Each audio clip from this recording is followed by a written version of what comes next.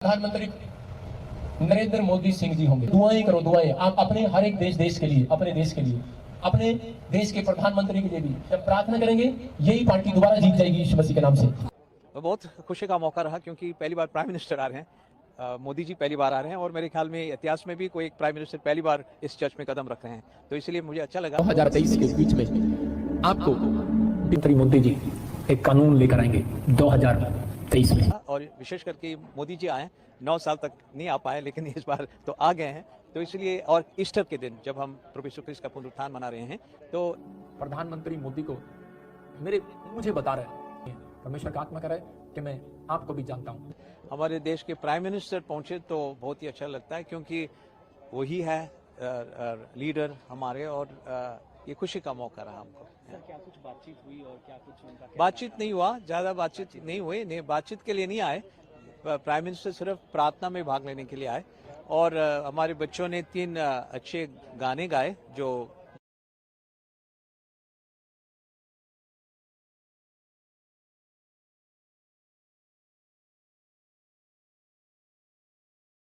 जिसको हम हिम्स कहते हैं।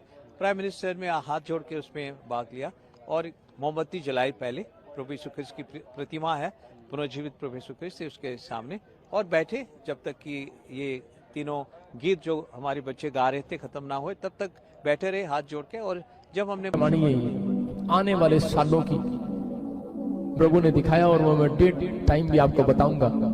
आने वाले सालों में आप सुनेंगे कि दिल्ली की राजधानी नहीं रहेगी, दिल्ली की राजधानी नहीं रहेगी, चेंज करनी पड़ेगी।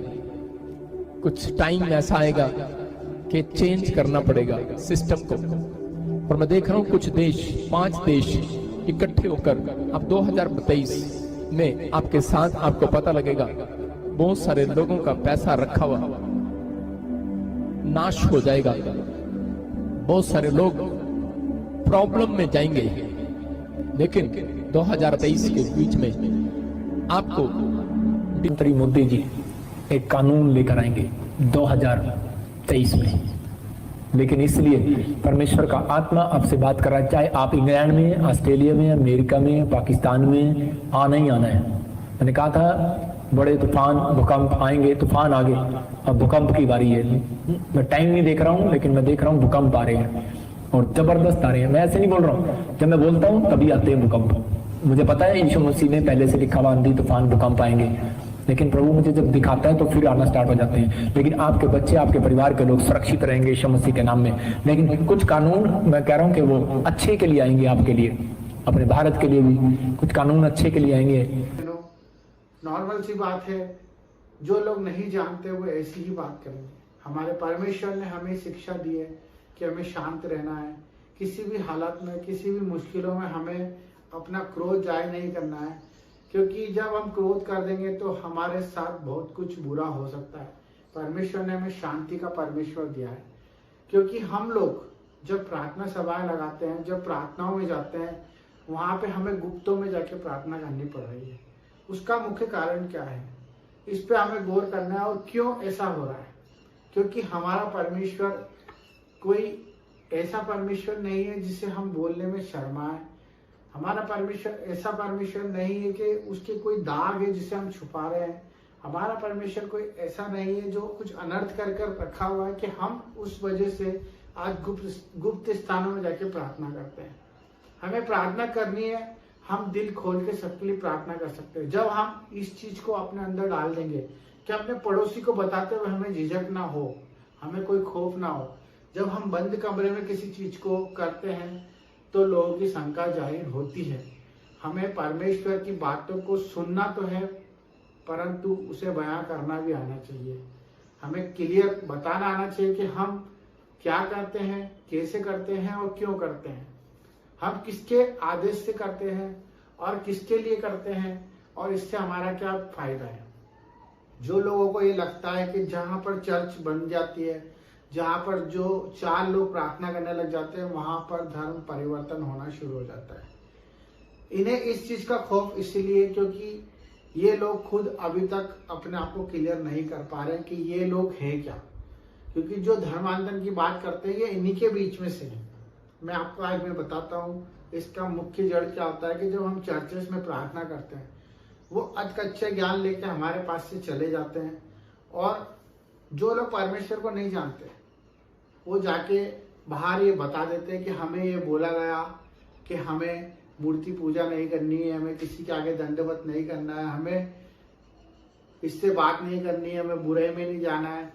तो ये सब चीजों के उल्टा ही अर्थ लेकर वो लोग चले जाते हैं। तो मेरे भाई बहनों, मैं आपसे रिक्वेस्ट करूंगा कि इस समय में जो भी फादर हैं, चर्च है, पासवान है, जो लोग चर्च चला रहे हैं, उन्हें बेखौफ चर्च चलाने का अधिकार है।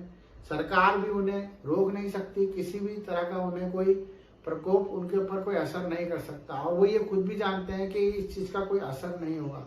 परंतु मैं सिर्फ ये बताना चाहता हूँ कि जो लोग परमेश्वर के अधीन होना चाहते हैं, चर्च में आना चाहते हैं, उनसे सही रीति से शिक्षा दी जाए, और उन्हें सबसे पहले ये चीज समझाई जाए कि आप अगर आ रहे हो तो अपनी मर्जी से आ रहे हो, और अपनी मर्जी से हर एक काम कर रहे हो, और उन्हें ये क्लियर होना चाहिए कि हम जो कर रहे हैं उसमें कोई धर्म परिवर्तन नहीं हो रहा है, ना ही कोई गलत काम करवाया जा रहा है, ना ही उन पे कोई दबाव है, ना कोई प्रेशर है, ना कोई उनसे पैसे मांगे जा रहे हैं, ना ही कोई उनके खिलाफ कोई कदम उठाया जा रहा है, ना उनके परिवार से उन्हें अलग करा जा रहा है, और ना ही कोई उन्हें कोई चैरिटी कर रहा है, ना कोई उनको उल्टी शिक्षा दे रहा है।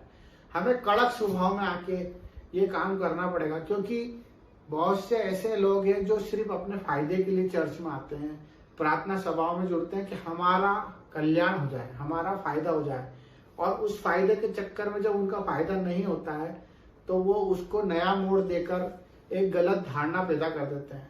मेरे बहुत से ऐसे प्रतिनिधि हैं, बहुत से ऐसे लोग हैं जिनको मैंने देखा है, मैं भी उनको बताया हूँ प्रभु के बारे में, और वो लोग चर्च गए भी सही है, और उसके बाद उन्होंने उसको नई व्याख्या दी है कि वहां पर ऐसा ऐसा होता है, वहां पर वैसा वैसा, क्योंकि उनको पता ही नहीं है, क्योंकि उन लोगों ने परमेश्वर का स्वाद नहीं चखा है। मैं आप सबसे निवेदन करना चाहता हूँ, प्रार्थना करना चाहता हूँ कि आप लोग थोड़ा सा कड़क स्वभाव में आ जाएं, क्योंकि इन्हें लगता है कि परमेश्वर ने हमें सिर्फ शांत स्वभाव दिया, सहन करने की ताकत दी है, और हमें सिर्फ चुप रहने का आदेश दिया। ऐसा नहीं है। हमें सच के लिए प्रभु ने बोलने के लिए कहा है कि हम सच बोलने से ना घबराएं, हमें अच्छे लोगों की संगति में रहना है। हमारा परमेश्वर कहता है कि हमें ज्यादा लोगों से कोई मतलब नहीं है, हमें सिर्फ एक आत्मा जो परमेश्वर को जान पाए, हम उस तक पहुंच पाए। तो हमें ना ही कोई ऐसा कदम उठाना है जिससे हमारे परमेश्वर की बुराई हो, और ना ही कोई ऐसे चर्चों में, स्कूलों में जो वाद विवाद होते हैं उससे हमें नजरअंदाज करना है। हमें बाकायदा उस पर अपनी प्रतिक्रिया देनी है, उससे क्लियर करना है, जस्टिफाई करना है, क्योंकि ये आपके साथ भी हो रहा है। आपको भी पता है कि आज आप जहाँ जहाँ प्रार्थना सभा करते हैं वहां पे उससे एक अलग ही नाम दे दिया जाता है कि वहां पर कुछ गलत शिक्षा दी जा रही है। तो इस चीज के ऊपर गौर करें। सभी से निवेदन है, अपने भाइयों से, अपने प्रार्थना करने वालों से, और सभी प्रेमी जीवों से कि अपनी प्रभु की आत्मा को प्रबल करें, और चोड़ में प्रभु का बात रखें। किसी से डरने की कोई जरूरत नहीं है। जब हम गुप्त स्थानों में प्रार्थना करेंगे तो लोगों को शंका पैदा होगी। हम क्लियरिटी से बाहर आके चोड़ में प्रार्थना करना चालू करें, ये मेरी आत्मा कहती है। आप सबको इस चीज के लिए आगे बढ़ना पड़ेगा। जिस तरह से लोग अपना बाप का नाम नहीं छुपाते, आधार कार्ड में लिखा होता है, वैसे हमें भी हमारे पिता का नाम छुपाने की कोई जरूरत नहीं है। हमें प्रचार प्रसार करना है। बाकी बुद्धि को सहारा लेके, समझ के साथ परमेश्वर के वचन को अगर बांटना चाहते हो तो निडर होके बांटे। सबको जय मसीह की। God bless you, I love you, आमीन।